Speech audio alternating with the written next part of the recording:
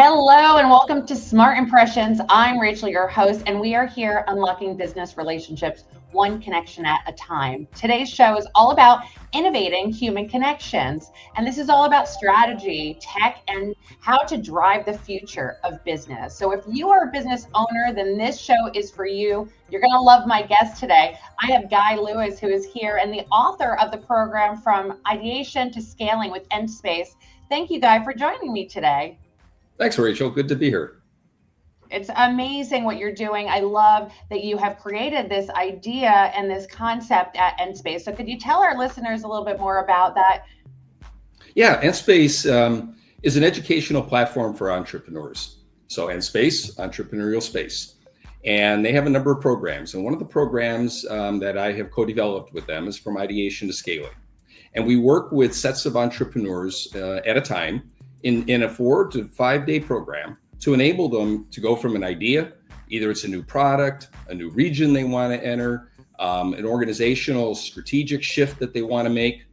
And in 4 to 5 days of an intense program, position them to be ready to go to market, understand their business model, understand their pricing model, and develop a pitch deck, which either they can use with customers, with partners they want to attract into their ecosystem, or with potential investors.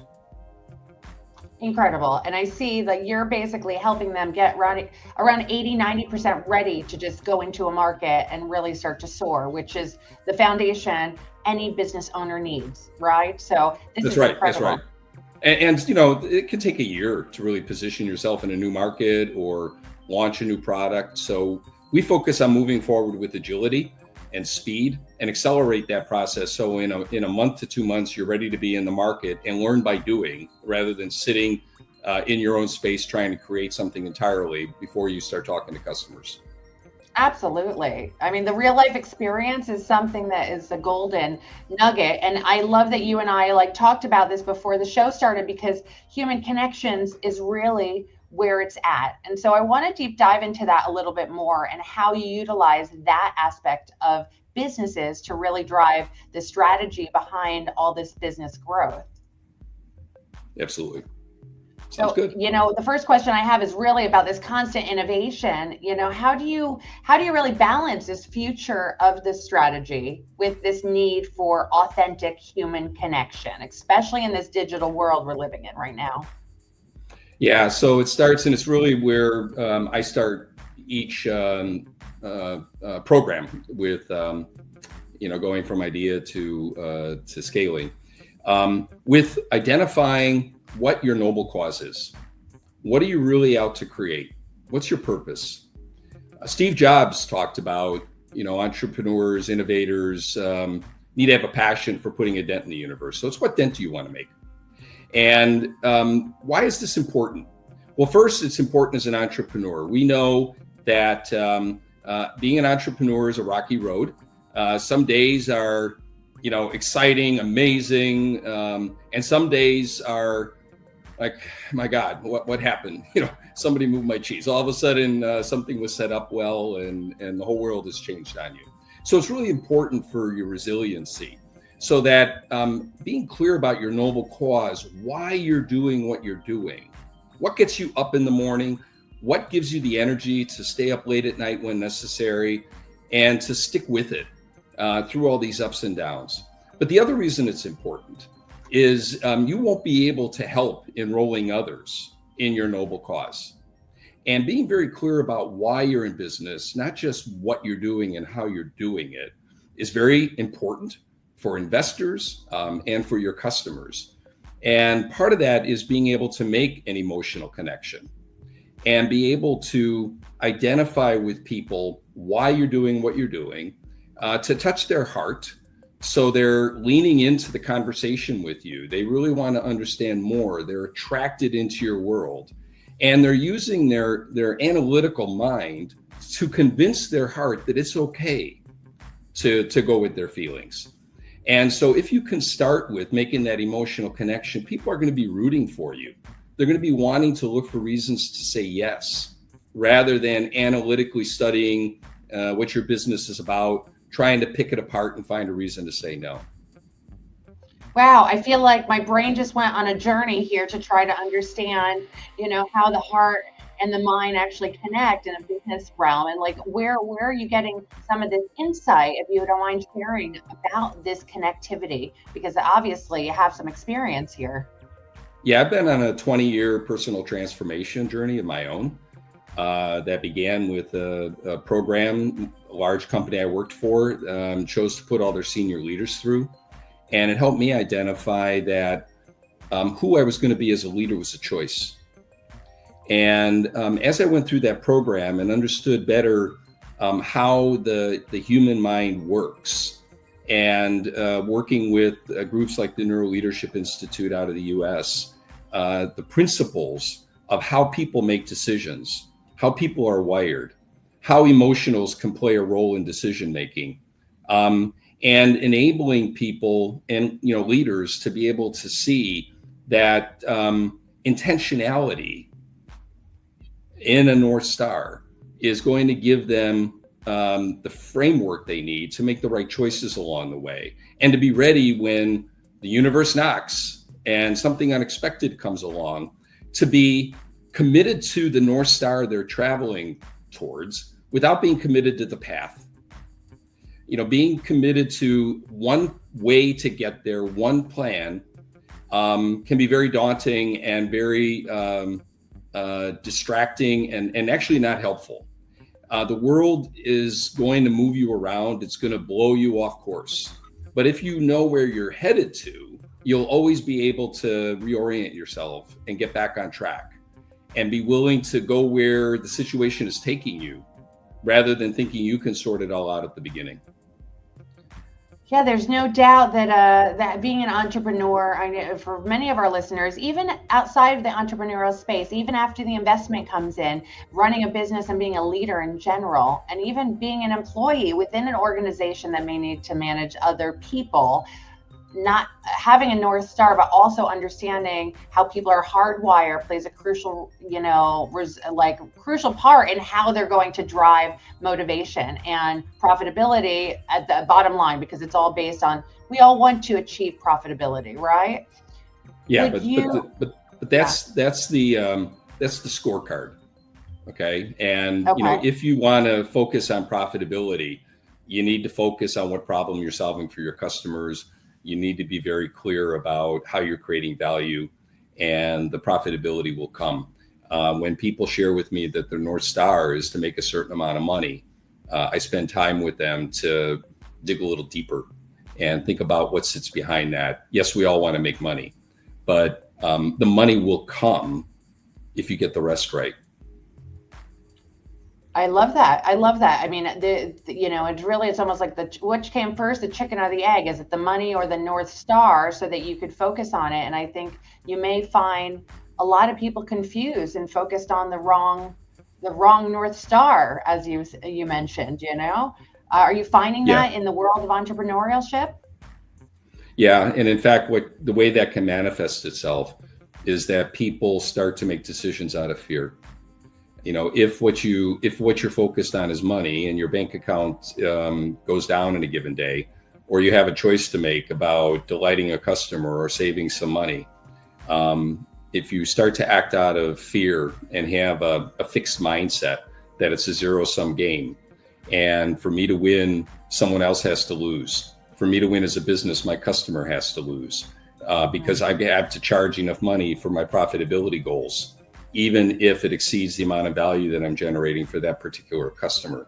So I work with people to see the distinction between a fixed mindset, which is fear-based, and making decisions about being worried about what you could lose versus what you could gain, and a growth mindset, which is unlimited abundance and possibility. And if you can free your mind and stop being anchored by every experience you've had in the past that keeps your ideas and dreams small and keeps you focused on not losing what you already have, it'll free you up to see that actually it's not a zero-sum game. The limitation is only in the possibility you're living into, and the North Star creates that big possibility. Great. This is great stuff. And I think this goes right into the topic of the show, which is about the trust aspect of it, right? Because wouldn't you say once they find that North Star, there's a trust that goes with it to just follow it. It's not about how you get there, but it's basically, the journey that you must enjoy on the way, right? And so going down that road a little bit more, there's no doubt that clearly, I hate to bring it back to the business line, but you can't sustain a business without sales. And so how do you juggle that authentic kind of connection that's required for that North Star, that story to keep on driving you when it comes to sales and those business relationships within an organization? Yeah, well, it starts by making it all about the customer. And that only comes if you really understand the needs that your customer has. And once you understand the needs of your customer, then you can figure out if your solution is the right one for them. I talk to my clients who love their technology. I say, that's okay, but I don't want you to be in love with your technology. I want you to be in love with the value your technology creates for your customers. And to do that, you need to understand their needs. You need to understand what value they're looking for, what creates value for them, and understand your value drivers of whatever solution that you have to offer them. And then that will allow you to focus on those few sets of values that most resonate with the customer. You'll be able to understand how much more value your solution is creating versus competition by understanding your key points of differentiation and being able to understand how much more value those differentiators produce for the customer compared to their next best alternative, which could be a competitive product, or it might be do nothing. When you have a really novel and innovative solution, you're competing with changing people's view about what's possible. You're in the domain of they don't know what they don't know. And if you can't zero in on how they create value and give them an opportunity to see a different way to generate more value with your solution and make that connection with them, then they're not going to be listening to you. It's like a used car salesman. When you need a used car, that's the person you love and want to talk to. If one calls you when you're not in the market for a used car, it's the last person you want to speak to. Yeah. Wow. Okay. I love this because obviously I feel like this is one of the crucial topics that should be top of mind for any business owner. And even this may go down the road to even employees of organizations that have any engagement with customers, that customer engagement, acquisition, business development, whatever it may be. If you're talking to your customers, I mean, this really has to resonate. So I hate to do this, Guy, but our time flies so quickly, and this is such great content for my users. So I want to invite them all to jump in, ask any questions while we have Guy on the line, because this is an opportunity for you to really understand where you can make changes in your organization that's going to drive future business.